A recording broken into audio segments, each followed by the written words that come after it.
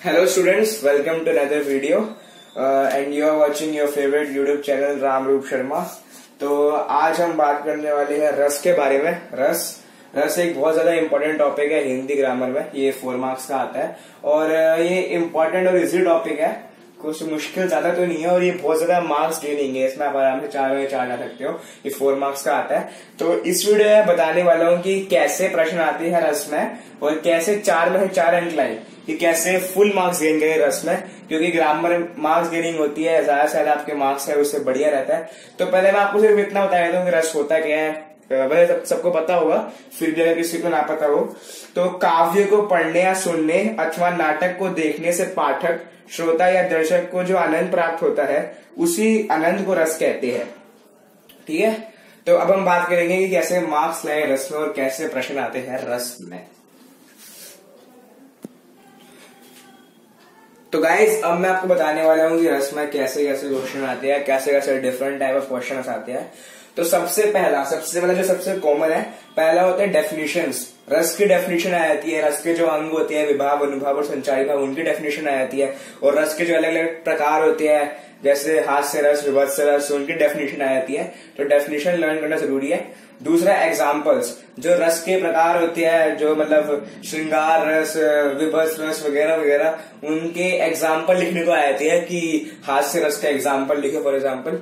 और तीसरा टाइप होता है आइडेंटिफाइंग रस और स्थायी भाव फ्रॉम एग्जाम्पल। मतलब एक कोई रस का एग्जाम्पल दिया होता है तो हम उसके रस को पहचानना होता है कि उसमें कौन सा रस है। और रस पहचान जाते हैं तो हमें ऑटोमेटिकली मतलब साथ साथ में ही स्थायी भाव भी पहचान में आ ही जाता है। और चौथा होता है स्थायी भाव। तो मतलब ऐसे क्वेश्चन आता है कि हास्य रस का स्थायी भाव लिखो। पांचवा है रस स्थायी भाव, मतलब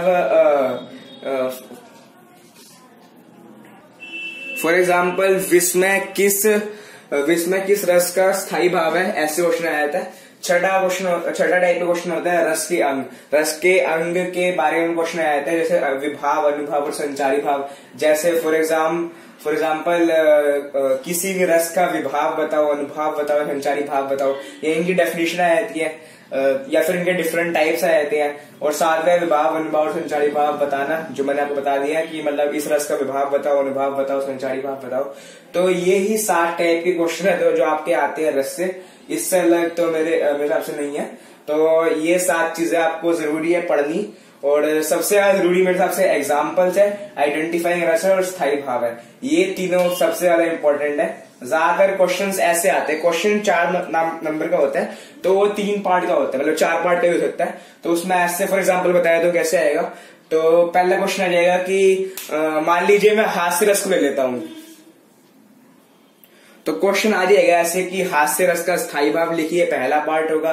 दूसरे पार्ट में कोई एग्जाम्पल दिया होगा किसी रस का, उसमें से हमें रस पहचानना होगा। तीसरे पार्ट में ये होगा कि कोई भी रस है, जैसे फॉर एग्जाम्पल अपना अद्भुत रस है तो अद्भुत रस का एक उदाहरण दीजिए। और चौथा ये आ जाएगा कि विभाव क्या होता है, या फिर ये आ जाएगा कि मतलब एग्जाम्पल बताइए। एग्जाम्पल बताने वाला तो मैंने बता ही चुका हूं मैं आपको। तो गाइस अब मैं आपको एक एग्जांपल देने वाला हूँ कि कैसे क्वेश्चन आता है बोर्ड में। तो हम एग्जांपल ले रहे हैं सीबीएसई बोर्ड 2018 में जो क्वेश्चन आया था रस का, जो अभी पिछले साल ही आया था क्वेश्चन।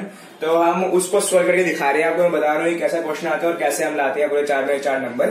तो जैसे मैंने बताया था एक क्वेश्चन है रति किस रस का स्थायी भाव है। ये उस कैटेगरी में आते हैं जिसमें हमें स्थायी भाव पहचानना होता है।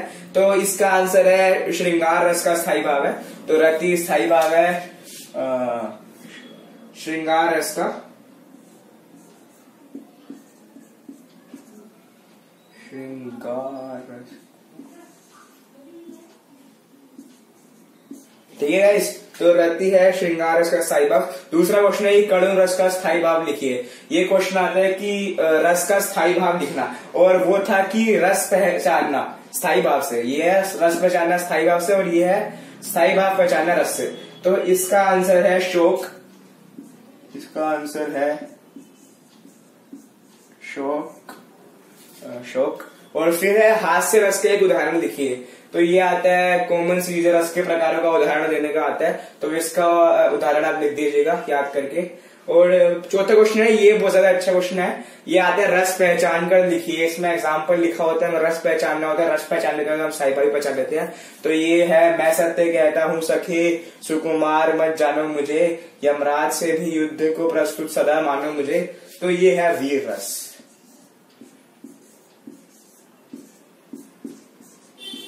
तो गाइज इस वीडियो में हमने बताया था कि कैसे क्वेश्चन आते हैं और कैसे मार्क्स आते हैं 4 में 4, कैसे पढ़ना है रस को।